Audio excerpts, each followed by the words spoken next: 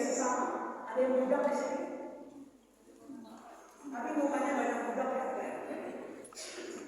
Bayangkan teman-teman, dari orang yang diinjak, dibuang, dijual, kemudian dia bisa menjadi seseorang yang dianggap penting karena pertolongan siapa? Potifar. Kenapa Potifar mau menolong Yusuf? Selamat datang. Panik nggak bisa pakai?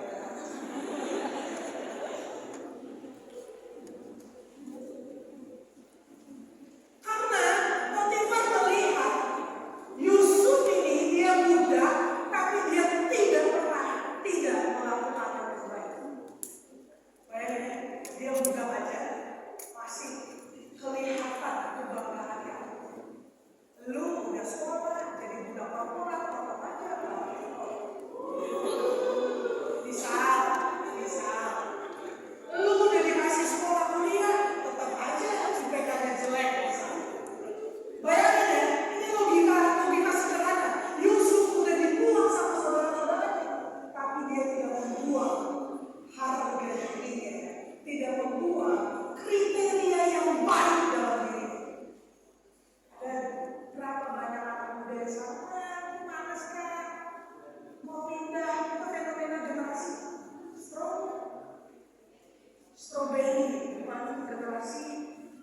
Saya sih pada prinsipnya tidak sepakat pada fenomenanya. Sampai akhirnya di tahun 2024 saya mengajar anak-anak semester 2. Nah itu berbikin saya pulas.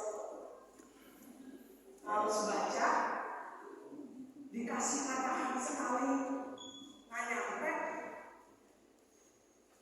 dikasih tugas tidak sesuai instruksi, dikasih arahan berkali-kali pun tidak memahami.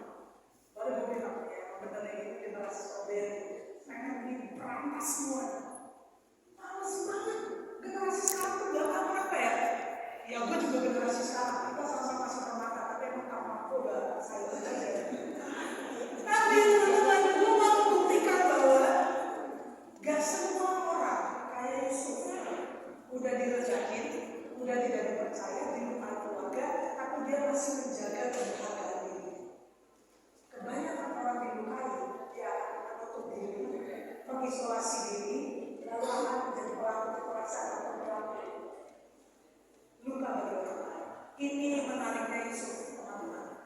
Dia tidak menutup diri, tapi justru dia tetap melakukan yang terbaik. Makanya Potifar melihat ini anak bagus. Dia membelinya, dia tidak lagi menjadi budak, dan kemudian yang tadinya dia suka bermimpi, Yusuf kemudian menjadi penafsir mimpi bagi Firaun. Disinilah dia kemudian menjadi pemegang kuasa di Mesir, karena pada zaman itu teman-teman, kalau raja bangun-bangun, wah, gue punya mimpi, lalu dia panggil Yusuf. Gue tadi mimpi, gue punya kekayaan banyak sekali, apa artinya? Lalu Yusuf bilang artinya lo harus kerja, misalnya. Artinya Firaun itu pada masa itu mimpi seperti itu, teman-teman. Karena itu berkaitan dengan kehidupan bangsa pada zaman itu. Sehingga ketika Yusuf selalu benar menafsir mimpi Firaun, dia mendapat kepercayaan raja. Dan akhirnya Yusuf menjadi orang yang dipilih oleh kerajaan untuk mengatur kelaparan, musibah kelaparan bagi bangsa Mesir dan 7 daerah di sekitar Mesir. Selamat datang Paula. Langsung duduk semua. Ini ceritanya, teman-teman. Ini cerita dari Yusuf. Apa yang kita bisa pelajari? Rex kasih dia. Apa yang bisa kita pelajari dari cerita ini? Yang pertama, lama ya, contek dulu. Dikasihi tapi jadi dicemburui oleh saudaranya. Ada yang kayak gitu? Nah ini momen gue curhat. Teman-teman, gue baru diangkat, baru diproses. Ini ada 2 detase yang saya tahu mahasiswa STT Jakarta. Gue baru diproses menjadi dosen tetap di STT Jakarta, Sekolah Tinggi Filsafat Teologi Jakarta. Gak usah ditepokin karena bebannya banyak.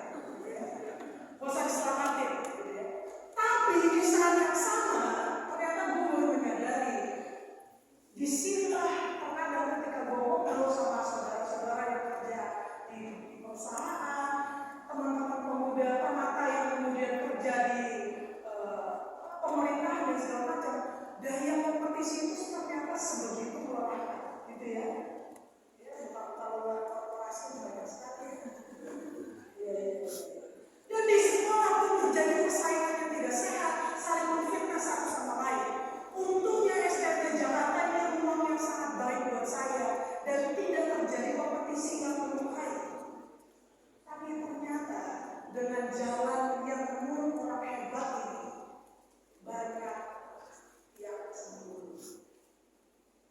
Pernah merasakan itu?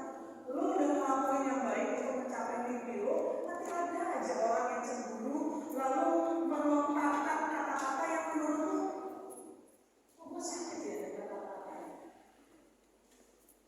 Gitu ya? Nah, mulai tenangnya karena kita ngelakuin masa sakitnya. Giliran musuh aja lagi dibuang sama saudaranya, gak sakit hati, tapi giliran itu sakit hati. Karena ternyata sedekat itu. Lalu yang kedua, itu pengalaman juga. Yang kedua, udah setinggi ini, gua ngejar pendidikan, tapi apa yang dilihat orang tua? Apa nikah? Paham ya? Kayak lu punya mimpi, lu bisa mencapainya, tapi yang dilihat orang cuma kekurangannya. Paham gak? Sakit hati gua mendapat gue berutang. Coba yang berutang, hati-hati sama mulutnya.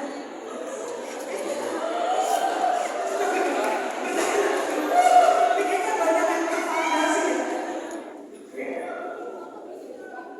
Bukan apa nyokap gue itu adalah orang yang selalu melihat, udah buat apa sekolah tinggi. Tapi gue punya pola pandang yang berbeda. Paham ya? Maka kalau saya boleh bilang, orang yang paling gampang melukai hati saya ya orang tua saya. Karena dia tidak mengerti mimpi saya, dia tidak memahami cara pandang saya melihat mimpi. Sampai pada titik, oh iya ya, kayaknya butuh juga ya tempat tidur. Sampai pada titik ini ya, tapi kan semua orang berjalannya beda, paham gak sih maksudnya? Maka pernah gak kayak gini?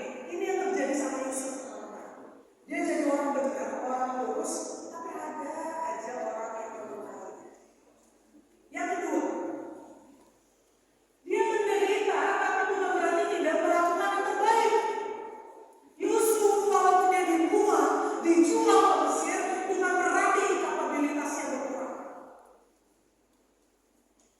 Gua terluka sama kata-kata berluka, tapi apakah gua tidak mengasihinya? Gua sangat mengasihi. Paham ya? Luka itu tidak jaminan kita berhak berlaku jahat sama orang lain. Saya ulangi sekali lagi. Luka kita tidak menjadi jaminan kita bisa melukai orang lain. Dan ini yang dilakukan. Kita belajar tentang Yusuf di sini. Dia dilukai, tapi dia tidak membalas luka itu kepada orang lain. Lalu yang ketiga, dia seorang yang mau belajar sesuatu. Disinilah nanti kita akan belajar apa itu forgiveness. Memaafkan seterluka apapun kita. Saya boleh nanya gak? 0 sampai 9. Luka kita presentasinya berapa? Misinya dibantu, pacarnya juga dibantu. 0 sampai 9 teman-teman. 10 suka banget memang di luar batas ya. Kita bilang iya emang hidup bener sih. Teman-teman, percayalah 0 sampai 9 bukan berarti kita tidak bisa belajar dari luka itu. Mau 10, mau 100 pun presentasinya seterluka apapun pasti ada sesuatu yang bisa kita pelajari. Tapi nanti exactly. Yang keempat, orang yang dijahati tapi justru jadi orang yang sangat dipercaya. Nah biasanya terjadi di korporat, di pemerintahan, lu disebut sana sini tapi jadinya lu yang harus dapat pekerjaan dan lu karirnya yang menanjak. Karena apa? Dia setia, dia jujur, dia tidak merendahkan dirinya di depan orang yang melukai. Maka ini nanti kita akan pelajari. Dan yang terakhir, Yusuf mengerti bahwa Allah yang pegang kendali. Ini nanti akan saya jelaskan apa pengaruhnya bagi umat kita. Maka teman-teman, ini yang bisa kita pelajari secara singkat, padat, dan reflektif, aplikatif dari Yusuf. Sekarang apa kaitannya pada tubuh kita? Sekarang saya tanya, perasaan itu di mana?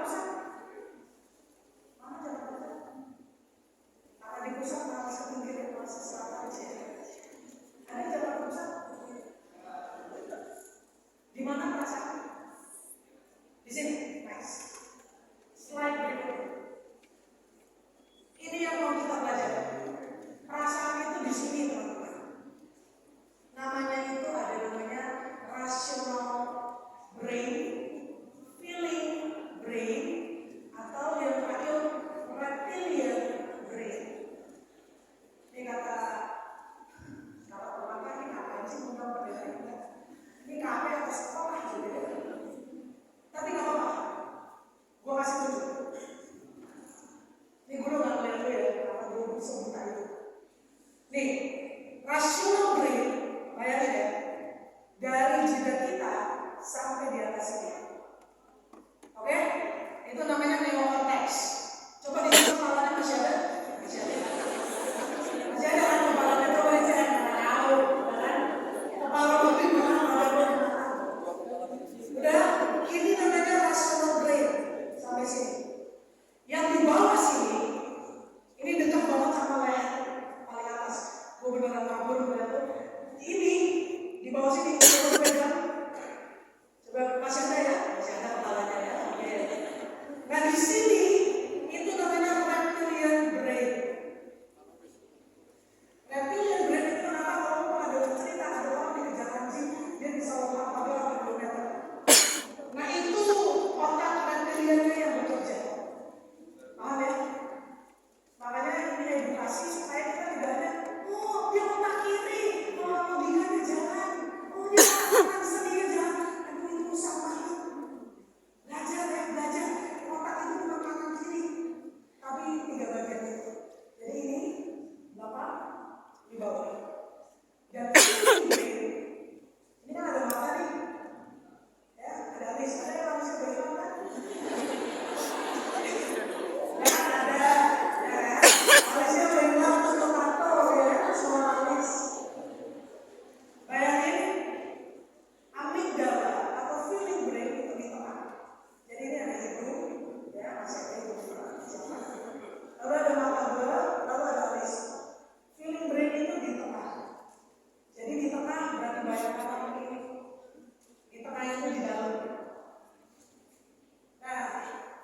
Bisa nggak Kak Cynthia di zoom bagian limbic system?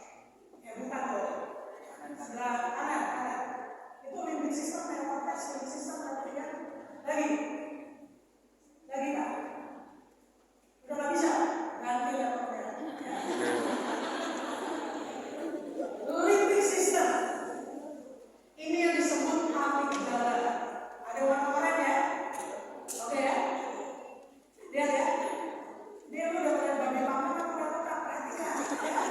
Jangan sampai dia musik banget itu ada Daida ngomong apa sih gitu ya.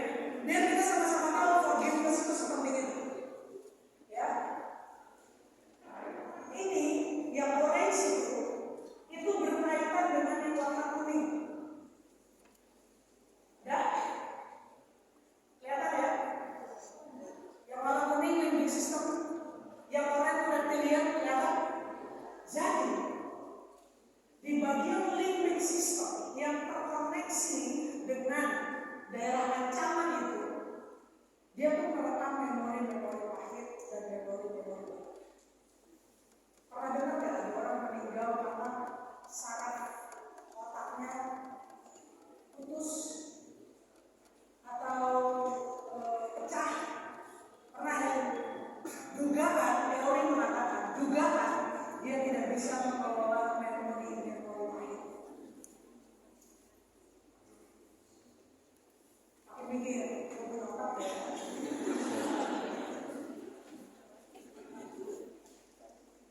Ini kenapa penting sekali. Lo kalau punya bayi, belum ya? Kita masih memakan. Belum. Jangan ya. Moria dan Bang dulu baru punya bayi. Jangan pas mata punya bayi. Kalau kita punya adik, punya keponakan, makanya bayi itu selalu digendong di bagian ini. Kan ada kayak kucing di tali. Ya kan? Kayak kucing itu di tali. Tapi kalau bayi ini harus banget dijaga. Karena itu pecah, selesai. Apa yang saya katakan di sini? Forgiveness itu di mana? Di limbic system. Lupanya di mana? Di limbic system. Jadi logika berpikir kita, semakin kita merawat luka dan tidak mau memaafkan, semakin banyak memori apa? Memori pahitnya daripada memori baik.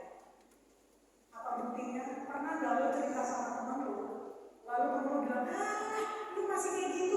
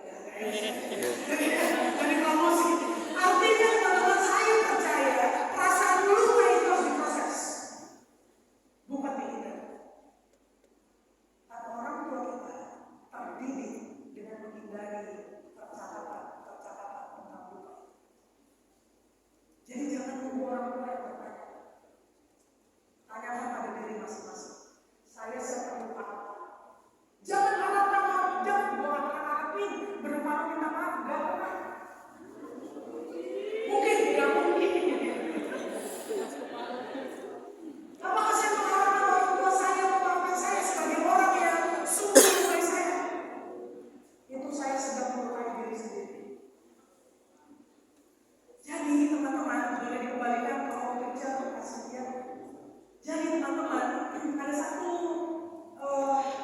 ilustrasi yang sangat menarik yang saya pakai di sini oleh ayah orang India. Dia bilang begini, limbic system, I feel like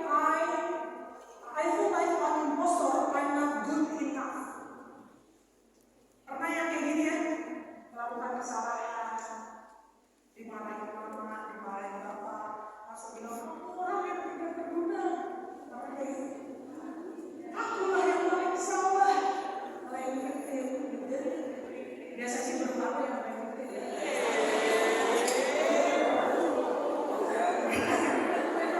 Gini aja ya Allah. Habis ini berlaku apa lagi kalau aku berbeda. Gak mau beda.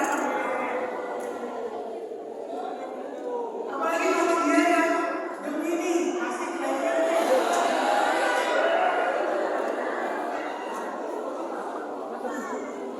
Ini yang bukannya tahu-tahu tapi apa-apa. Artinya teman-teman, semua pengalaman itu terekam di otak kita. Ini yang mau saya sampaikan. Semua pengalaman direkam oleh otak kita. Maka apa yang bisa kita pelajari tentang forgiveness, lalu apa kaitannya dengan dinamika otak kita? Yang pertama, forgiveness without boundaries. Sebenarnya kita mau belajar ketegangan antara memaafkan orang lain dan memaafkan diri sendiri. Saya mengutip seorang aktivis, dia hebat banget, namanya Sujata Balika. Ketika tahun 2023 saya diberi kesempatan mengikuti summer course, kayak semester pendek gitu ya. Dan saya belajar dari dia, teman-teman tolong dengarkan, dan dia sudah mengakui ini di publik, dia mengalami, maaf ya kalau tidak trigger, tapi saya yakin semoga itu tidak terjadi di antara kita. Dia adalah korban kekerasan pemerkosaan oleh ayahnya.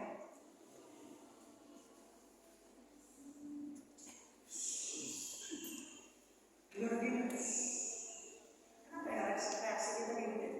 Bisa dari disertasi ya. Lalu dia melakukan sebuah pemulihan. Dia ke psikolog, dia ke psikiatris, bahkan dia sudah tidak percaya sama Tuhan, dia kemudian menjadi ateis. Dan di saat yang sama, dia kemudian menemukan ketenangan ketika dia belajar agama Buddha dengan perspektif mindfulness-nya. Jadi dia ke Tibet, dia kemudian ketemu monk gitu ya. Lalu dia bilang bahwa pada prinsipnya dia sudah tidak percaya pada sesuatu yang baik, sampai akhirnya dia melakukan sebuah proses pemulihan. Dan dia mengatakan ini, saya kutip langsung dari bahasa Inggris, saya terjemahkan ke bahasa Indonesia. Dia ngomong gini, perasaan marah diterima dengan baik dan menyadarkan kita bahwa ketidakadilan tidak boleh terulang. Rasa marah harus diterima dengan baik dan harusnya menyadarkan kita bahwa ketidakadilan tidak boleh terulang. Apa artinya ini? Marahlah ketika kita dilukai. Marahlah ketika kita melukai diri sendiri. Jadi jangan sampai orang yang baik-baik aja, tapi justru tidak tahu bahwa ada sesuatu yang hadir.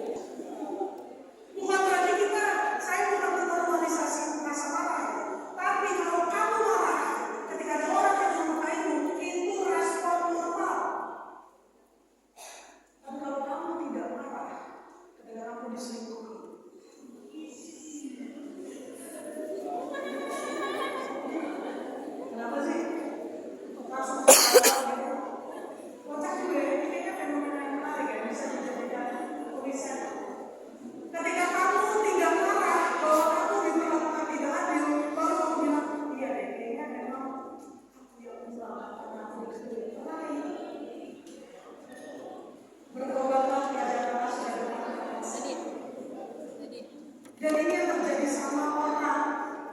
Ya saya nggak tahu ya, saya belum melakukan ini, tapi kayaknya orang tahu kayak gitu deh. Dia cerita ke saya benci Kak, saya nggak suka.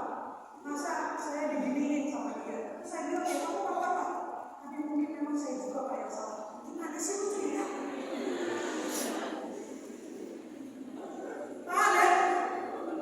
Jadi teman-teman, disinilah kritik saya terhadap tema.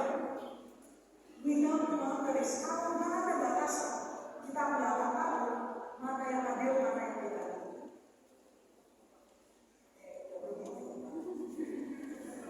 Artinya, Sujata mau mengingatkan ketika kita mengalami ketidakadilan, ketika kita melihat ketidakadilan, maka menolak orang. Bukan justru mengatakan saya yang benar. Bukan justru mengatakan saya pantas diperlakukan tidak. Hati-hati, Allah yang menebus kita itu bukan Allah yang memperlakukan kita tidak. Maka, teman-teman permata Basis Jakarta Banten, siapa yang di sini sering sekali menyalahkan diri? Boleh angkat kaki keluar? Jangan.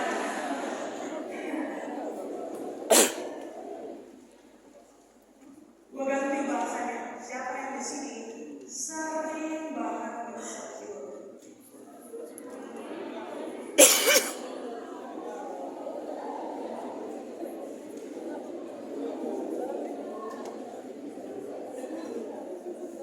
Kenapa sih disuruh katakan gak ada tapi suaranya banyak? Kita berawak juga deh. Gue ganti, gue tambah pertanyaannya. Siapa di sini yang selalu merasa diri kurang?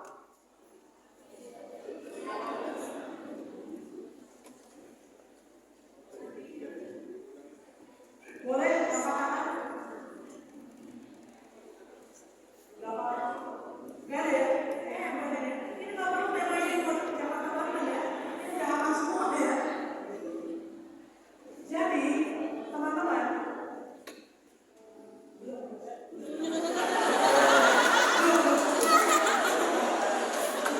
gue yang jadi insecure gitu. Kenapa? Masih ada masalah nih.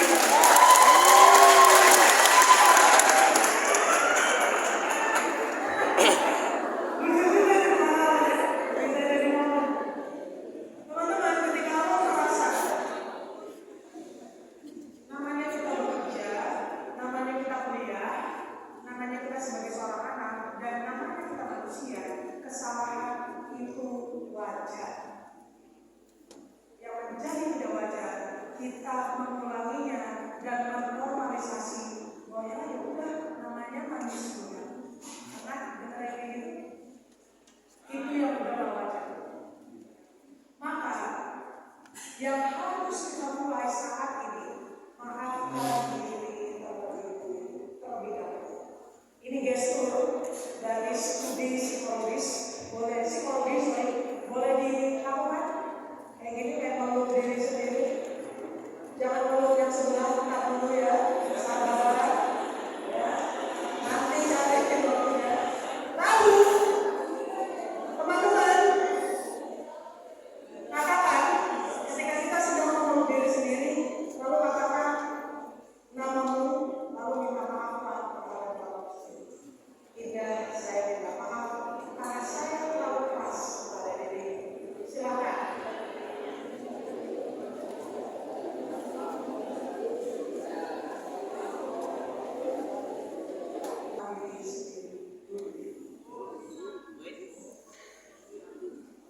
Maka saya selalu bilang, apa yang dilakukan Yusuf, dia sudah menerima bahwa apa yang dilakukan saudara-saudaranya pun adalah kehendak Allah. Dia sedang memaafkan dirinya yang terluka itu. Teman-teman, tadi kita membaca ya, dia menangis begitu keras. Dan itu narasi yang sudah muncul dari pasal 42. Jadi bagi Yusuf, ketika saudara-saudaranya itu tidak mengenali dia, tadi teman-teman bisa baca pasal 42. Yusuf sedang berproses memaafkan dirinya sendiri yang punya kecenderungan untuk melakukan kekerasan kepada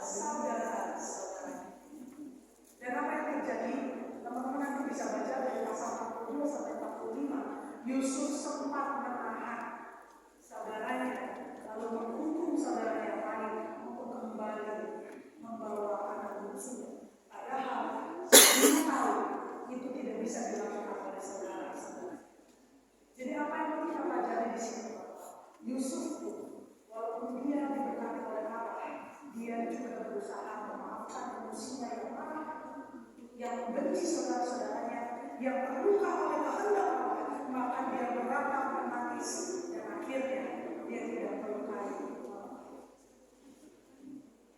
Dari sinilah baru kita bisa memaafkan orang.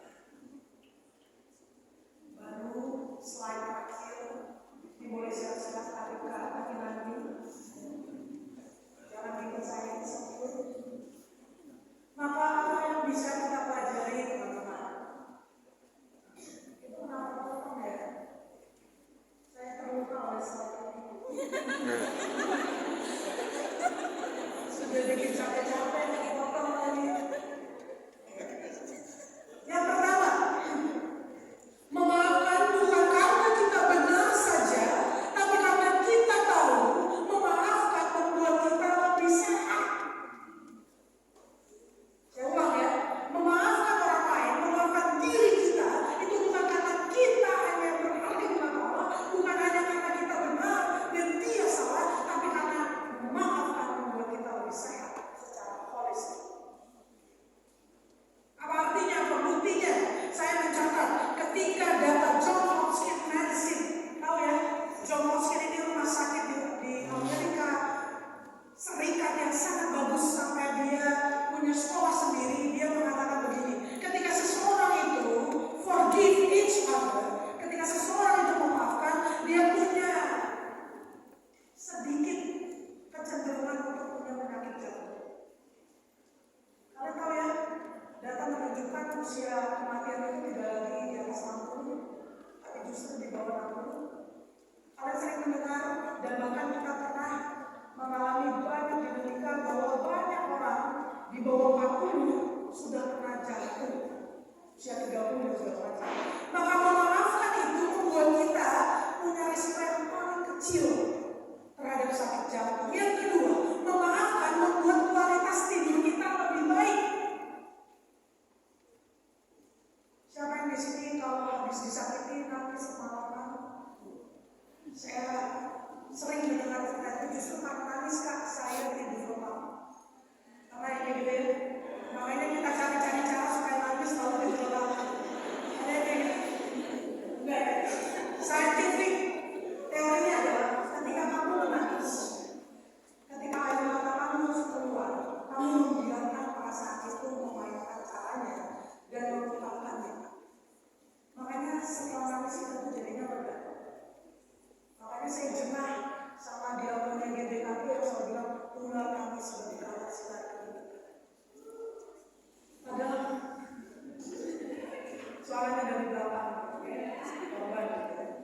Maka ketika kita memaafkan, di situ akan ada kemasan, di situ akan ada kelelahan, di situ akan ada kelegaan, dan di situ kita tahu kita akan memiliki kualitas tidur yang lebih baik.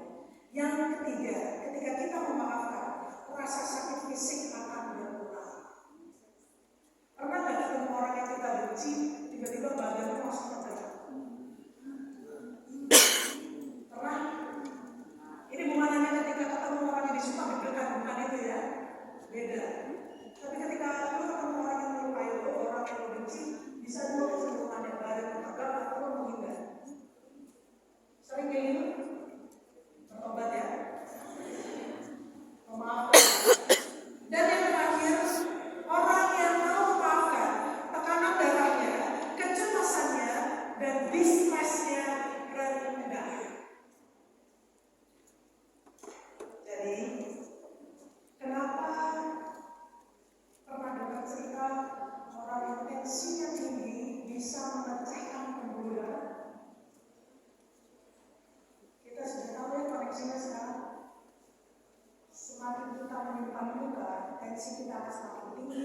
Tensi kita semakin tinggi, pembuluh darah kita semakin tinggi, pecah, dan semakin cepatlah kita mati. Siapa yang mau mati cepat? Gak ada. Dia bilang tidak harus kalian dulu. Maka saya tanya teman-teman, memaafkan bukan hanya karena kita benar, bukan karena kita berharga, tapi karena kita tahu memaafkan membuat kita